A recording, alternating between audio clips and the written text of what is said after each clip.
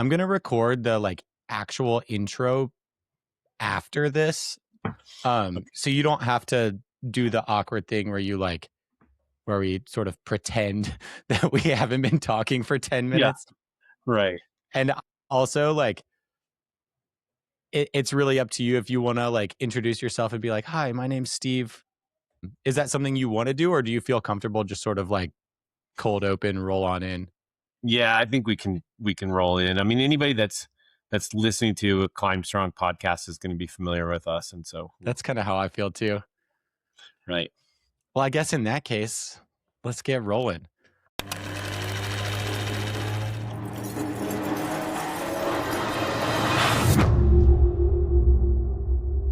Hello, and welcome to Outside the Vacuum Climbing Podcast, brought to you by Climb Strong.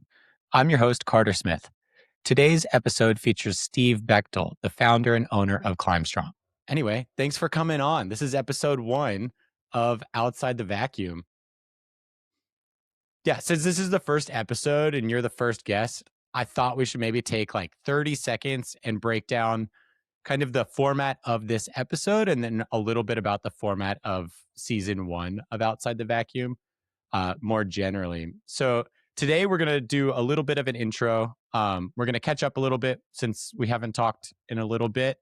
We're going to nerd out about something kind of specific, talk a little bit about non-climbing stuff, and then we'll have one question from a listener that we already got from social media, and we'll kind of talk about that a little bit.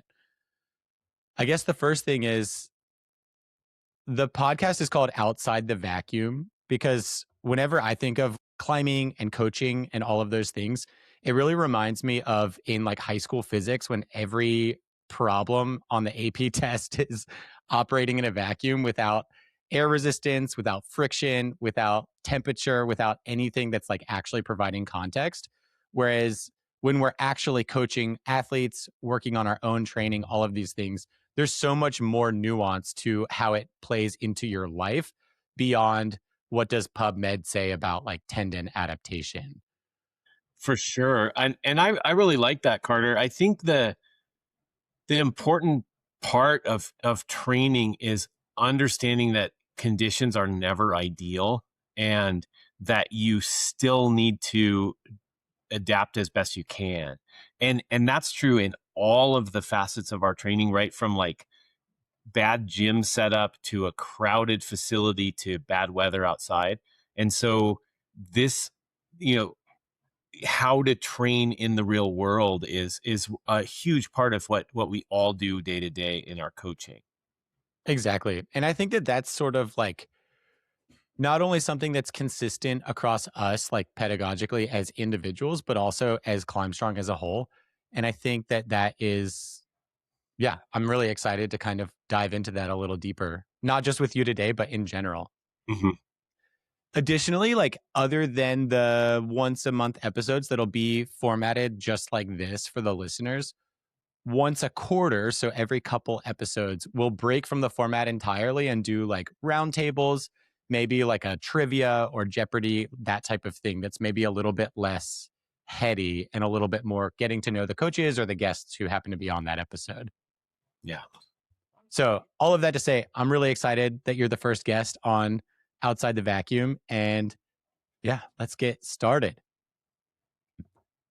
The first thing I kind of wanted to do was talk a little bit about something in the current event world of climbing. I think if we try to focus on everything all at once, it'll be a little bit too much trying to stay on top because, I mean, we all know climbing has so much happening all the time.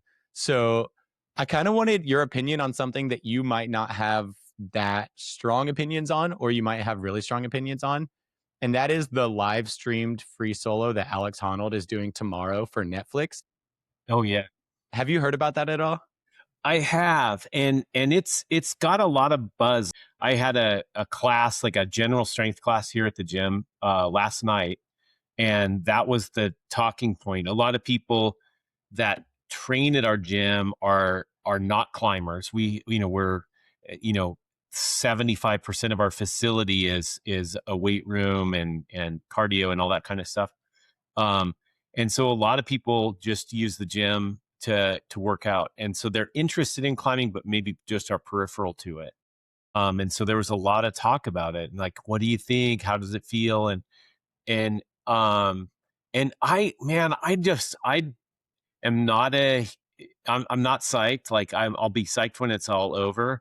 But it's really interesting. Like it reminds me of like these evil Knievel stunts when I was a kid, and he's gonna jump his motorcycle across a bunch of buses or something, and we're watching because nobody.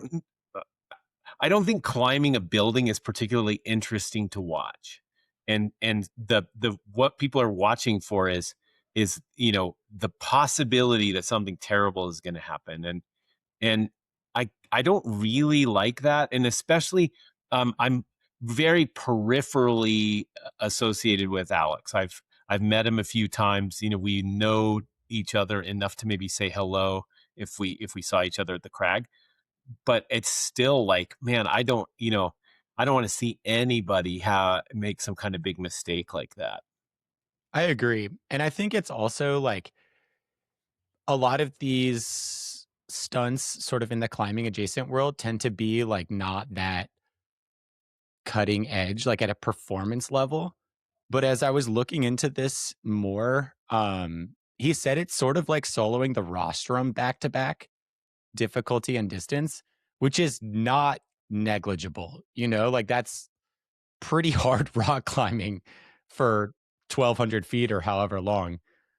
Yeah, I thought it would. I actually, not having looked too deeply into it, I thought it would be slightly easier. I know that some of the solos of these buildings have, it's like a lot of 5/8 or something, and it's a repetitive thing over and over. Yeah, it's and it's a weird. It's a weird medium. He is probably the most experienced pitch for pitch rock climber of all time. Like he's probably climbed more rock than anyone. Um, but climbing on glass and steel is a different deal. So I definitely will not be watching. Yeah, I'll read about it after the fact, but I don't think my nerves can handle it. Yeah. I did learn though that it's the second ascent theoretically. Like Alain Robert did it in 2004 when, like as part of the grand opening, but I think he climbed it on either like top rope solo or like straight up belayed. Um, but apparently he did it in the rain with like a broken foot or injury. And so that made me feel a little better. I'm like, okay, like Alex has got It it. can it can be done. Yeah, and I have a lot of confidence in his ability. He's obviously cool as a cucumber, and he's also shown the ability to pull the plug if things are bad. And so if it's raining or if it's gets weird or something, I trust that he can make good decisions there. So, but man, yeah, it is, the spectacle stuff is a little bit strange. That being said, I I've seen, across the era, that trying to be a professional climber and trying to make a living in the sport. You don't just get to be part of a team. There's endorsements, there's these special things.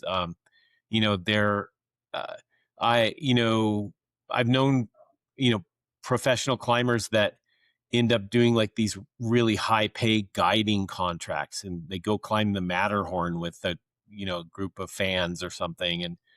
And trying to make a living and trying to continue your career is tough to do in this business. I think Alex is probably done well enough that he could retire and move on to other things, but the pull to continue your profession is really there. Absolutely. It also reminds me a little bit of like the evolution of boxing, like with the Netflix sponsored Jake Paul versus other retired athletes, like in boxing. And I think it's a sign that I think climbing in different forms is definitely growing in like the public facing side of the sport rather than just like an insular counterculture thing, which is really interesting. Yeah. I like the things that are like that seem dangerous but maybe aren't dangerous, like the Seco block, head to head competitions over water. Super fun to watch, really appealing to the public, and not, nobody's going to get hurt. And so that kind of stuff is pretty cool. And I do love the fact that it's in the Olympics and that we've got World Cup. They've really got the formats down now to where it's a watchable event. It's appealing to non-climbers and climbers. But it is a strange evolution to go from like this fringe sport that only got done in the mountains and out in Yosemite to something that's happening in warehouses across the country all the time now. Yeah, it's really cool. I think that's been one of the biggest differences I've seen in the last, even like post COVID, is just like the public knowing what we're doing, like for Mhm. work. You're like, yeah, I'm a rock climbing coach. And they're like, oh, I Yeah. kind of loosely understand what that means. Yeah. Yeah. It's funny.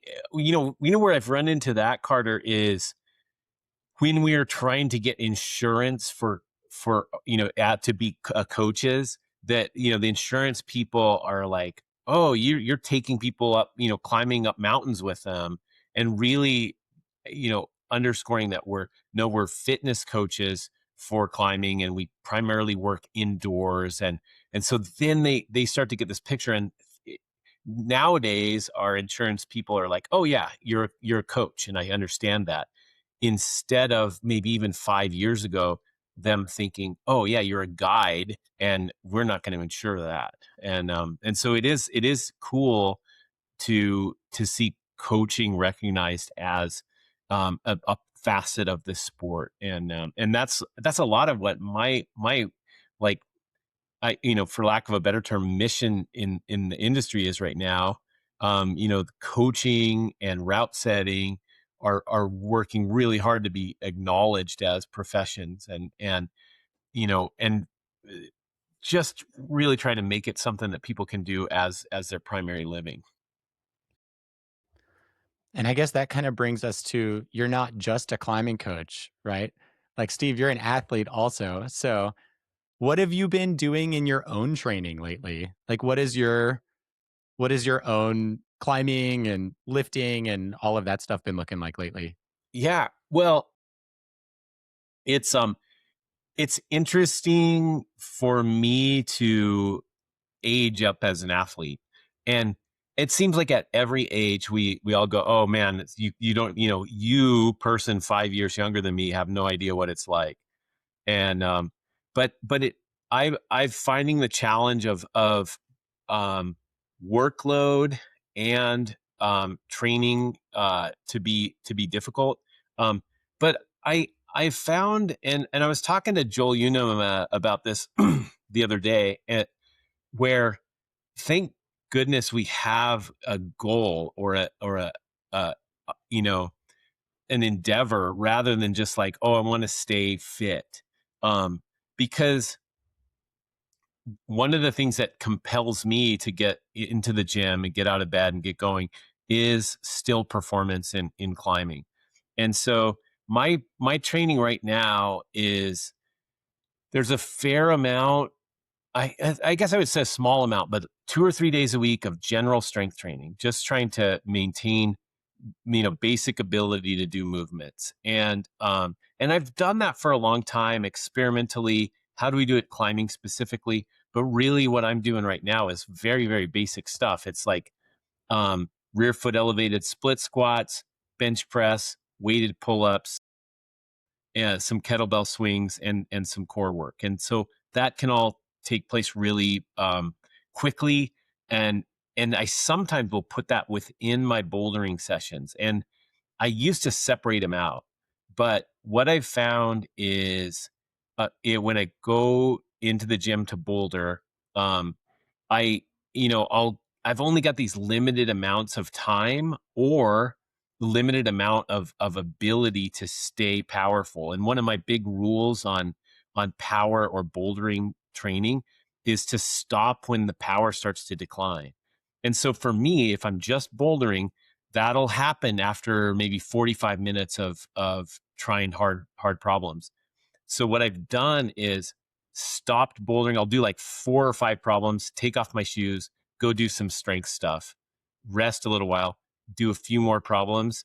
And by combining those things into like a 90-minute or 2 hour session, I actually am able to recover more between the boulders and I can get more high quality bouldering in.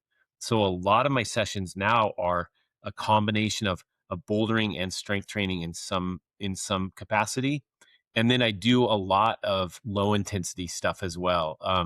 We cross country ski as a family, and so I'll do that a couple of days a week in the winter. I have a dog, and so I go out and walk with the dog, and then try obviously try to get out and go climbing once or twice a week. And depending on the point I am in my fitness, that can be really low intensity, a bunch of volume, or right now, midwinter at Sinks Canyon is a really good season, and so I'm trying to build up to doing a couple of projects up there. I've climbed at Sinks Canyon a long time, and um, and so it's funny to still have projects, but Nate Lyles, our media director here at Climbstrong, keeps putting in new routes out there, and I'm like, oh, okay, well now I got to do that one, and so I sort of have this like my goal this year is to red point a bunch of these things that Nate has put up in the last couple of years, and so I'm kind of getting into that mode. That's awesome. Are you when you're trying those routes, is the majority of your session just like warming up and then getting on those newer routes, or are you running laps on things you've done over the last 20 years, or what does that breakdown look like? Yeah, well, a couple of the we have one particular crag at Sinks Canyon called the Killer Cave, and it's a slightly overhanging little amphitheater. Um, and there are routes from like 12 minus all the way up to 514 in there. And I think I've done all the 512s. Yeah, I'm sure I've done all the 512s. And then many of the 513s. And Nate's routes are, they're not particularly hard for the cave, but they're like, easy to mid 513. And so right now, man, I'm kind of working my way back up through the 12 minuses, mid 512s, and just trying to get this stamina that's, really like duration specific first. If I can get to where I can climb to the anchors on any of these routes, the this click over to climbing 513 is not that big a jump from 512 because the fatigue associated in that particular crag is a big part of it. And once you can climb to the top of the cliff, you have a lot better chance of doing those moves because the moves on steep 513s, these things are, there may be the crux is maybe V3 or something. And so really it's right now it's like building up to, going to the top of the wall, and then we'll click over in the spring here. So And are you sort of like coming in from each side, like low intensity volume based, and then on your bouldering sessions, you're coming in like really as hard of moves as you can? yeah, and it's been really fun. We have a really good set of route setters at the gym here now, and they're making these problems that I find really challenging, and that's been fun. And then doing one or 2 days a week on the TB2, and it's tough, man. Like one of the things that is hard as I've gotten older is to struggle on problems that I, maybe at one time could have on-sighted. But like what's your other option, right? Like some people will just go like, oh, I've had it. I'm no longer able to perform at this level. I'm going to quit. But I really love the climbing process and I love the feeling of the struggle. And so if you can uncouple from this expectation of performance, you can still enjoy the sport for many, many, many years. In no activity are we going to be able to stay at our highest performance level as we age. And those vary, of course. But if you are like, as soon as I start slowing down in my running, or as soon as I can't bicycle as far, or as soon as I can't climb at this particular grade, I'm quitting, man, you are getting boxed in really quick. And I don't want to end up just like playing golf and pickleball, in Mesquite or something. I want to actually still try hard things and endeavor, even if it's at a level that's lower than maybe I previously could have. That's really similar to like what I've been working through in my own training the last like couple months. So I went to Switzerland. I mean, you know this, but the listeners don't. I went to Switzerland with some of the other Climb Strong coaches, Graham and Ken. I was there the end of November into early December. And after that, I was really like not as climbing wrecked as I thought I was, but I was really fatigued and like beat down from like the travel home, especially from like weird travel logistics and being up for 30 hours and all of that, straight into the holiday. And so I took basically like a whole month to like recuperate, like 3 weeks of just resting, like climbing a little, biking a little, not really doing much beyond walking the dogs. But now I'm in like a second little section of I've been calling it like durability training or Mm, like Operation Dad Bod because I have a yeah. baby on the way, which has been very much like a little higher volume lifting rather than 1 or 2 days a week of just like 2 by 2 just to stay recruited. I'm doing a little higher volume, experimenting with things that I've always wanted to try but haven't really dug that deep into. Um, so I'm doing a cycle of like the 90s era 5-3-1 for a Oh, few yeah, yeah. different movements. Which I've always like I've prescribed it for people. I know how to like work like talk through that with people, but I've never actually done it myself. And so this week was my testing week, like my pre-test of like, okay, like where am I at with my movements that I'm choosing for this next sort of 9 weeks. Yeah. And then the other thing has basically just been like climbing as a like fun thing. Like I'm not as focused on performance climbing for the next few months. So Yeah. I'm just having fun on the spray wall, having fun climbing with people, and then yeah, just trying to get stronger fingers because that's always fun. I like the process of sharpening the sword as much Yeah. as I like having strong fingers. Yeah, for sure. And I just like I think it's so fascinating the more we learn about ourselves as athletes, the more we you can accept a thing like, well, I had to take a month off after that trip. I just felt down. And if we can understand that we're biological organisms and we have all of these systems that are at play at all times, you can give yourself a little more grace. It's awesome when you get to your top level of performance, but then it's a curse if you expect to be there after attaining it. That's like your all-time high. And so then part of your duty as an athlete is to go back and then train your floor, a little bit higher, your base fitness just a little bit better. And those are inglorious workouts. They're not sexy, and it is like doing the Windler's program or just going in and doing volume. But that's the main thing is like, what am I ready for at any time? I love sending hard boulder problems, but like it's really good to be able to just climb V3 at any time, or V4 at any time. Um, Rather than just, like getting to do, one V10, once every 2 years or something like that. Exactly. I've always really loved the almost like athletic endeavor of like trying to be well-rounded with like a wide base Mhm. more than like a super high peak in a specific style or like once a year climbing however hard. Yeah. Well, it's a good thing, like around here, in Wyoming where we live, we do a variety of activities and like my my family is into they're way more into skiing and mountain biking than they are into climbing, and so I want to be able to go out and do that with them.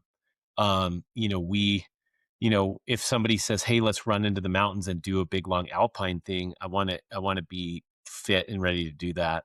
um and and for me, red point climbing on limestone is sort of my main sport, and so I love having readiness for that, but that does require a breadth that you have to maintain or you want to be able to do. And luckily, most of that is also, congruent with, better overall health, bone density, muscle mass, all those sorts of things. And those, being able to, you know, help people move a couch, being like the first person somebody calls when they need something is that's a benefit. Yeah, I was actually thinking about almost that exact thing as I was planning this podcast and sort of thinking about my own training over the last few weeks. I also was fencing in my backyard, which included like carrying all materials and like too many trips to Lowe's Hardware and all those things. And I was like, man, like this is I don't need to lift today because I just carried lumber, Yeah. like it's a really interesting thing that like life has a way of like if you use it, you get to keep it. But if you don't use it, it goes away. It's yeah, and that I really liked the book. It came out a couple years ago, Michael Easter's book, The Comfort Crisis. And it sort of talks about that. It's like the more you seek comfort, the less you'll be able to find it. Um, and the more willing you are to like be outside without a coat on, or walk up an extra flight of stairs, the more you go into this discomfort, the more your comfort zone is okay. And um and I think like one of the things that's super important is like, can I do a big physical thing like building a fence and still exist, or do I need to recover from that for weeks and weeks and weeks and complain about it because my fingertips aren't what they used to be or whatever. Um and so I think that part of that is like, you know do it anyway. And some of your training sessions will feel great, some of them feel bad. Some days you're super fatigued from travel, but you still got to kind of, how do I keep the ball going down the road here? And understanding that your performance is going to fluctuate wildly, but your duty to continue the mission doesn't fluctuate. Yeah, I always think about like you don't have to like it, but you have to do it. Yeah. Yeah, I love that. There was a Dr. J quote, and he said, being a professional is doing the things you love to do on the days you don't feel like doing them. And it is really true. Like some days it's just not, it doesn't all line up. But, with that comfort thing, sometimes you gotta make it happen. And that's part of what we do in our profession, is just like helping people frame that. Is this a priority? Do I care about this enough that I'm going to suffer for it a little bit? Hmm. Yeah, I have written on all of my like training journals and hang boards and things. Just hard work sucks, but sucking sucks worse. Yeah, yeah, So less graceful pivot into our next topic. So every episode, I've dubbed this the nerd topic. I might change the name of that, but I kind of like it for the nerd topic because I mean, you and I are really into like the heady aspects of training and coaching and learning and all of these things. And so today's topic is squatting, which is kind of perfect because we're both squatting in our training. We were kind of talking a little bit about like things that are not that fun. And I would say that squatting absolutely fits into it's really not that fun to do, but it's really fun to be able to do. Um, and that's really like all the different like modalities of squatting. Like you said, you're doing rear foot elevated Bulgarian split squats. Lunges, box jumps, kettlebell swings. Like a lot of these things sort of blur the lines between like squatting and other movements. But today we're really just going to talk about like the main variations of squatting that are not as overlappy with other things. So high bar back squatting, low bar back squatting, front squatting, and Zercher variations are really the things that I thought we could maybe dive into a little bit. That's not to say we can't talk about like hack squats or leg press or other things, but I find like thinking about front squatting, Zercher options, and then back squatting as like the categories almost, even though they're their own things. And then you can sort of say like, okay, so goblet squat is sort of similar to Zercher or front squatting in the way that you rack it and the way that your body responds. But back squatting, like we can sort of think about as other ways that your body responds. But before we kind of like talk a little bit about it, like, do you have any strong thoughts about squatting or? Um, I think that I think if an athlete can't do full range of motion, the first goal needs to be full range of motion in the squat. Um, and that may involve some amount of hip mobility work. That's where goblet squats or front loaded squats can be helpful because we can get into those mobility positions and use them as a stretch in the warm up. And so we'll often do like a prying goblet squat in the warm up, or we'll have somebody l- only do loaded work like in a split squat because the range of motion is easier there, and then work slowly into being able to do a full squat.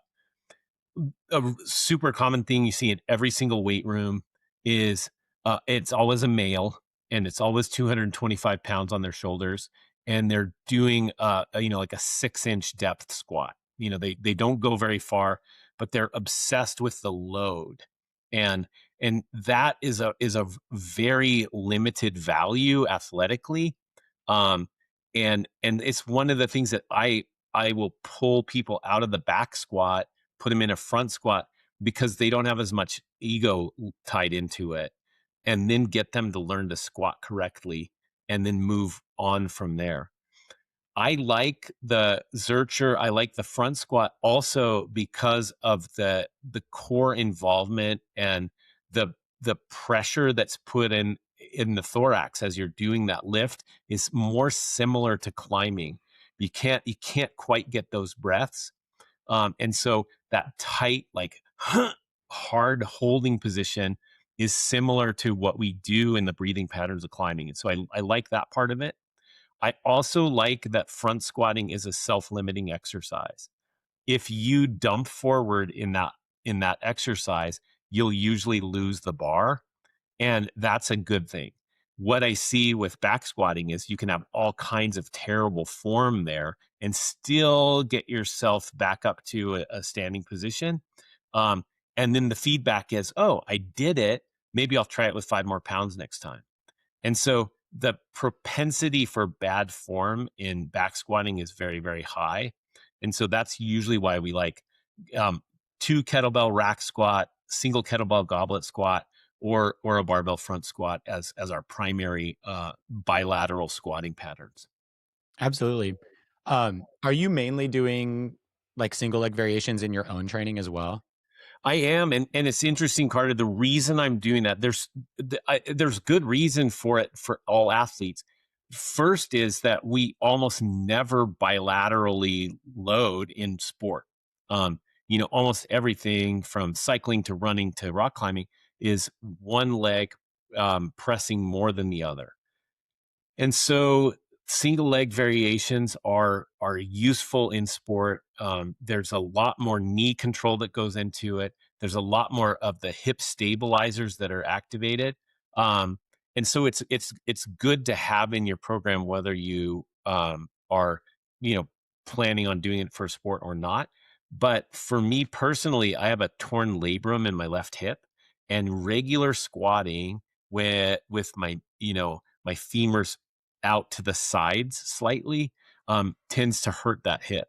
And so if I line up and I'm aligned like I am in the split squat or a lunge position, I can still lift pretty heavy and not aggravate that hip. And so for me, until I get that hip taken care of, that's going to be my main heavy loaded version of that.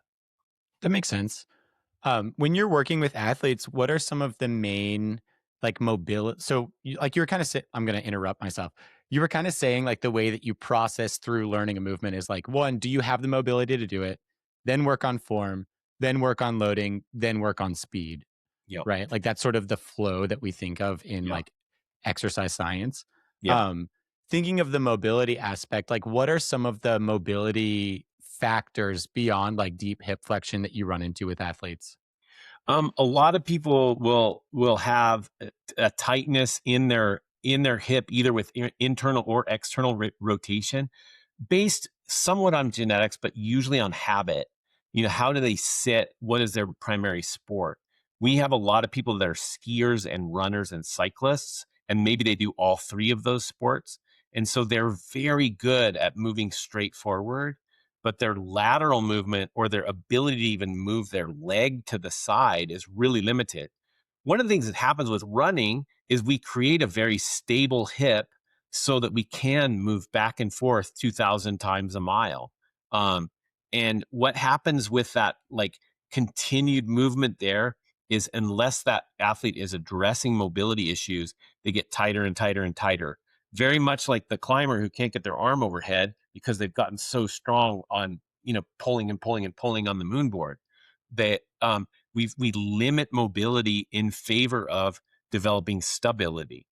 And so what we look for there is, can this person balance on one leg? Can they do a split position? Can they do regular bilateral position squats? And what does it look like? We run people through the functional movement screen. We do all kinds of testing, but you can see, like, if you're just watching somebody squat, you're like, something's wrong with that. And if something's wrong with it, you shouldn't load it up. Gray Cook's famous line is, "Don't add strength to dysfunction." And really, what I want is people to be able to squat full depth, good form, nice straight back bilaterally, but many, many people can't. But you could take your grandma and go, let's do a split position squat. You can unload her, put hands on two boxes, and she's going to be able to do really good form on that, because the hip mobility and the knee strength associated with that is much lower. And so with an athlete who hasn't developed the mobility yet, we can still overload them. We just have to put them into a position that they can do the movement properly. And then we start to advance into those other ones. And so early on in an athlete, it might be a split squat, a short step up, a rear foot elevated split squat, and then working into regular squatting in the mobility part of the workout. And eventually they can get to where they can do a goblet squat with 10 pounds and then 15, and then we can start to load that up. But until they can do it well, we don't want to hammer them with it. Yeah, I find similar things too. Like, I've had athletes who have a lot of pain with like deep hip flexion. And what we've found with some of them is like it's from their ankles not being able to like get into enough dorsiflexion to get low enough in the squat without their butt tucking under or their knees like entering like a more valgus position. Mhm. And I think it like squatting is such an interesting exercise because honestly, I think it's one of the, especially front squatting or like single leg variations, there's not many exercises that do more to your body all at once, you know? Like it kind of finds the weakest link and that's what you're strengthening or that's what you're working on. Once you get to the point where you can enter the position safely and start loading. Yeah, I think it's a really, and that's sort of our whole philosophy on strength training is, let's go to the big bang exercises, because we don't want a climber to spend hours and hours and hours in the weight room. We want to spend that time developing our skills in the sport. And so let's take care of the biggest chunks we can, and that's where I love squats and deadlifts and presses. All that being said, there are some people that have significant pain or immobility or a problem with that. There is no non-negotiable. Like, anyone that's like, yes, you have to use barbells, and yes, you have to deadlift and squat, they're not living in the real world.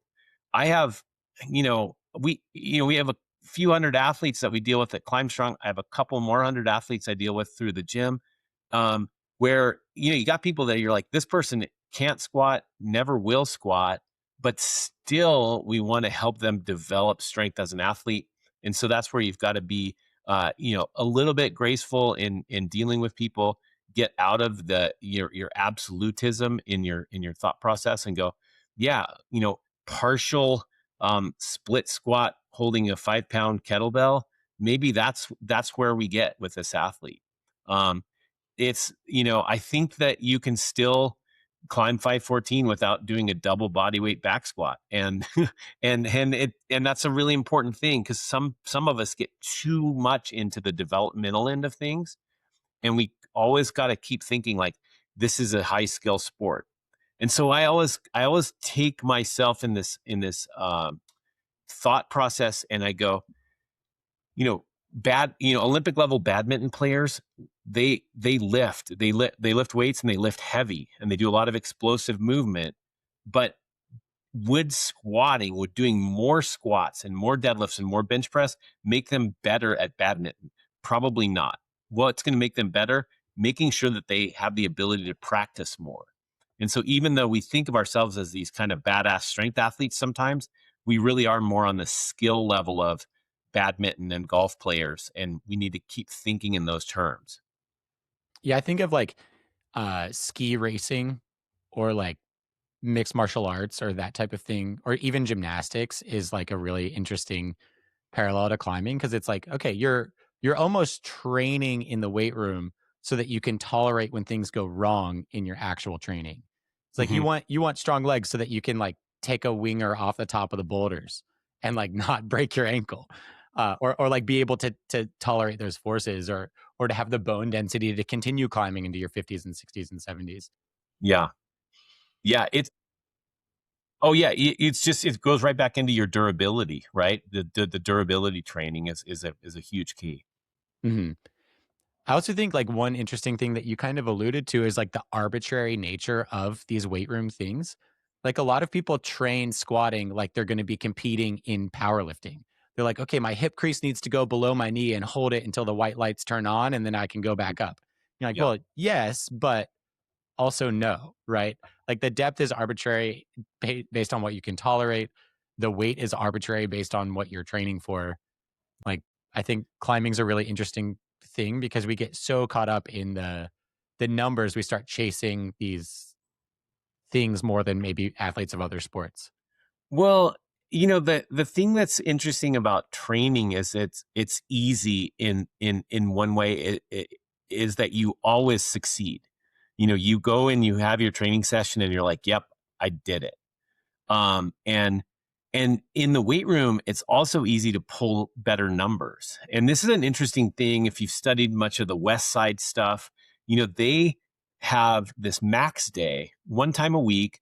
That the athletes will bench, deadlift, or squat, and they'll try to hit a new max. But you can't just hit a new max in the classic lift every single time. And so they came up with all these different variations. They came up with board press. They came up with bench press with chains, bench press with bands, partials, single arms, all kinds of this other stuff, so that they could hit new maxes every single time. And yes, that helps us get stronger, but it also is this feedback of, I'm getting better, and I feel it, and I see those numbers. And so that's the trap of getting too into general training for a specific sport, is that, ooh, now my bench press number is going up, or now my weighted pull-up number is going up, or even worse, the number of my 20 mil edge pull with a straight arm on the force board is going up. um we stop looking at actual performance. And so that's the thing, is like, let's go in there, let's get strong, let's just do enough of it, but make sure that the place that we're looking for progress is in the performance environment. How do you sort of balance exercises like squatting that can have such a high fatigue accumulation in like the greater like prep or cycle of an athlete? I'm not necessarily saying like what are the sets and reps you're giving to like X athlete. More like how do you balance particularly the fatigue or the preparation going into certain aspects of a season with an exercise like squatting? Yeah, I squats, deadlifts, and weighted pull-ups are the biggest culprits in this massive, like, adrenal fatigue and CNS fatigue for climbers. And so my prescription is lift only as heavy as you would on the morning of a climbing day. And so if you're going to go in the gym and lift weights, you should feel like you can go out and do a performance climbing day afterwards. It should give you more than it takes away from you. And that's the thing, is like you can chase it up into those 90% and those near max levels. But if you look at the actual training data from elite level lifters over the years, even these people that are winning Olympic lifting competitions or powerlifting competitions, the vast majority of their training is in this 65 to 75% of max zone. And so let's spend a lot of our training there. And this is the same thing happens with hangboarding. Like, I see so many people that are just on the edge of breaking with tons of weights on their belt, and I'm thinking they're going to rip one of our wood hangboards off the wall. Um, but they're barely able to hang on, and that is not producing the desired results. It's not 2 times better than going a little bit lighter. It's just 2 times riskier. And so I really think like getting in there and doing, 3 sets of 3 at a weight that you could maybe do a fourth one is going to develop the strength that we need so that we can still have the energy to put into doing our sport at the highest level we possibly can. If you're gonna break, I want it to be like sending, like hitting the top hole of your hardest problem ever or winning the comp.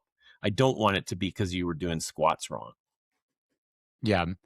I feel like that sort of reminds me of like in endurance training is like going harder doesn't make your endurance adaptation more effective, right? Like running your long run at your 5K pace is not going to improve your like Yeah. low end like lactate buffering as well as like, okay, we're going to run it at a slower pace or ski at a Yeah. slower pace or climb on an easier route for these adaptations.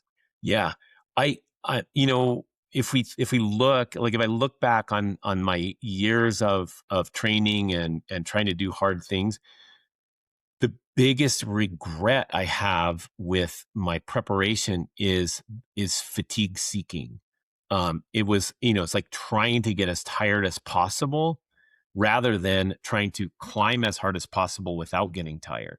And I know that sounds like a subtlety, but it's an important subtlety where we go, I need to develop higher levels of aerobic capability. I need to address the actual limiters of endurance rather than just like banging against my ability to tolerate pain. Yeah, it's sort of like the traditional idea of like training versus working out. Like training, you're seeking specific adaptate. What is it? The specific adaptation to impose demand. Working out is I need these chemicals in my brain because it's going to make me feel good and get through the workday. Yeah. Well, and it's an interesting thing. Like I give these clinics, and I say, that the desired outcome of a training session should be specific and really explicit at the beginning of the session. I want to achieve this. And so many people will come back to me after a personal training session or something, and they'll be like, "Whoa, my legs were really tired after that session. That was a good workout." And that is a it's not even an adaptation, it's a result that's not an intended result. Like, the intended result of training is stronger legs.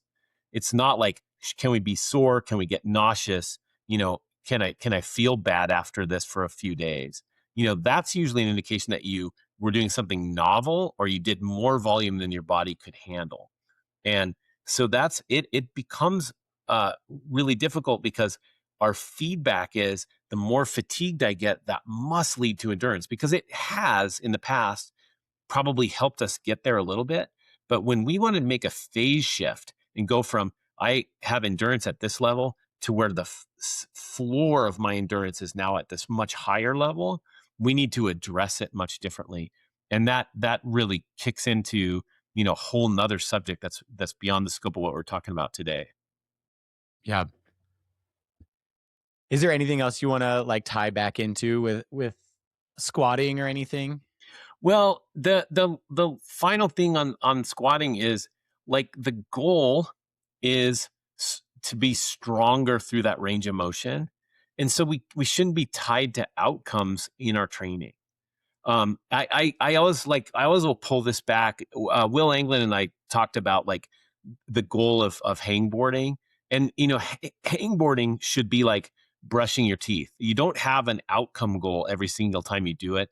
The outcome goal is 20 years from now, I still want to have teeth in my head and I want to have generally good oral hygiene. It's not like I have something that needs to happen today because of this little activity I'm doing. And so with squatting, it's the same thing. Like, if you don't squat, a great place to start is to go into the gym, squat down and touch your butt to a bench for 3 or 5 reps. See how that feels. Does it look right? Do my legs wobble around? Can I keep my back upright? And if you can do it a few times, and then we'll slowly develop some strength there. You don't need to become a squatting athlete. You don't need to like get super focused on that. We really just want a peripheral outcome that assists us in our climbing and in our overall health. Well said. All right. So I am going to kind of move us into the next segment. One of the things, really the main thing I asked you to prepare coming into this is not related to climbing at all or training. But it can be. It can be tangentially related. It doesn't have to be. But I thought we could maybe spend a minute and talk about like a piece of media, whether it's a podcast, music, movie, book, TV show, like something that you've been really into lately. So what have you been listening or reading lately? Yeah, I get it's interesting because I'll probably get 10 or 12 podcasts and videos and things sent to me every week from people like, oh, you got to listen to this. The most recent thing is a book by a guy named Jeff Troche that's called One Day Better. And it's interesting because that book came, it seemed like Jacob Carr sent it to me. He said, "Oh, this is really good. You should read it." And then maybe Joel was like, "You should check out this book." And so when a couple or three people come and they're like, "This is relevant," I start to check it out. Trosh is a sports psychologist, and he works with high level athletes in a bunch of sports, primarily like golf and maybe like some ball sports like basketball and whatnot. But this book, One Day Better, is really just these sports psychology tips in this really digestible form. And I know a lot of people aren't into diving into a 500-page book that's like super science heavy. And so this is really nice. It's like 1 or 2 page chapters, addressing like attitude, mindset, concentration, all of the things that we have to deal with. And they're so often important talking points in coaching. And so I've been reading this book, but I'm really holding back because the chapters are so short. If you just sit down and start reading, you'll go through 20 of them and then you'll maybe remember one. And so what I've been doing is this really slow burn on that, reading one chapter at a time and then really trying to make some notes and think how it applies to our athletes, particularly at Climb Strong. Like how do we help them in this way? And one of the things that came is that ACE framework that we talked about in the meeting last month. And the ACE framework is just a way of helping the athlete control the controllables. What A stands for attitude, C stands for concentration, and E stands for effort. And Trosh recommends that you scale, for any workout or performance, you can take and give yourself a score in each one of those things. And these are the things that you get to pay attention to. You don't get to control the weather. You don't get to control how hot it is in the gym. You don't get to control who showed up at the comp. What was my attitude? Was it really crummy? Maybe I'm down closer to a 1. Was I psyched and ready for the day? Maybe I'm closer to a 10. How was my concentration? Was I able to stay on task? And then what was my effort? Did I really try hard or was I just kind of going through the motions? And that ACE framework it can be indicative of overtraining. If you have a person that's regularly scoring under 15 points on that, there's something going on with this athlete. If they're feeling good and the training's going well, they're going to be much closer to 30 points on that scale. All that being said, this book is just packed with those things. So there's a ton of really good, actionable things in there. And I try not to like go, okay, climbing coaching squad, we all have to read this book, but that'll probably be the next one in our like coach book club, because it is so useful, and like I said, it's in these little digestible bites. Yeah. I've been also reading a book that's like a lot of really short essays, but very, very different. I've been reading the Sand County Almanac, Oh yeah, which is a classic that I think I have 3 copies. Like, it's one of those books that has always been sort of in the periphery of my education and things that I'm interested in, but I've never actually gotten around to reading it. yeah, And so I started reading it recently, and I've been trying to kind of piecemeal just like 1 month, so like 1 chapter every couple days just to kind of like digest. And it's a really cool like meditation almost mm, rather than my normal reading, which is like nonfiction about like, I don't know, the history of owls in the Middle East or something, you know? yeah. Like I think it's a really cool like meditation on what was this person experiencing? How was it helping them interact like in the context that they're existing? Yeah. And I've found that it's like really made me tune into those things around me more as well. Yeah, for sure. I went hunting down in New Mexico in the Gila in September, and so I went back and read a bunch of Leopold's stuff, and it's such a testament to like having a conservation mindset and a respect for all of the amazing things in these places we go. So often in climbing or mountain biking or skiing, you're like you're in the environment, but you're focused on the activity that you're doing. And it's so cool, especially when you go through those early months, where he's like sitting on his porch looking at the birds and noticing all the things going on in the world. And so that I think it's a beautiful way of like stepping back and going like, oh wow, there's actually a whole bunch of really cool things happening in the world that have nothing to do with the Outback Steakhouse over there on the corner, you know? All right. So the last thing, even though we haven't even released episode 1, we already have a question from a future listener. The question is from Gosia Climbs. We put a poll out on Instagram just to kind of like ask for some questions. I'm gonna paraphrase the question just because Instagram has a character limit in it, and sometimes questions get a little bit jumbled. How do you work on learning new skills and developing fluency on novel moves when you're training in certain parts of a non-linear block? So when using non-linear periodization, how do you work in things like exposing yourself to novel moves? Yeah. I think breaking away from a performance mindset in your training is the key. So often we go down to the bouldering, like I have a TB2 down the in the basement here, and I'm like, okay, I'm going to go try this project. I'm going to try this thing. I'm going to do that.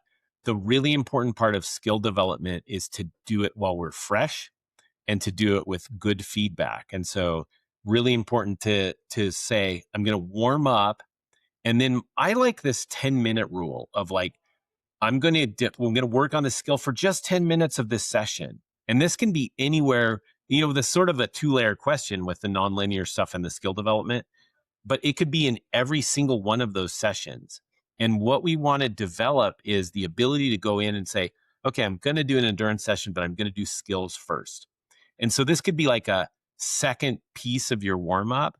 But let's say the skill is going to be getting better with high step positions.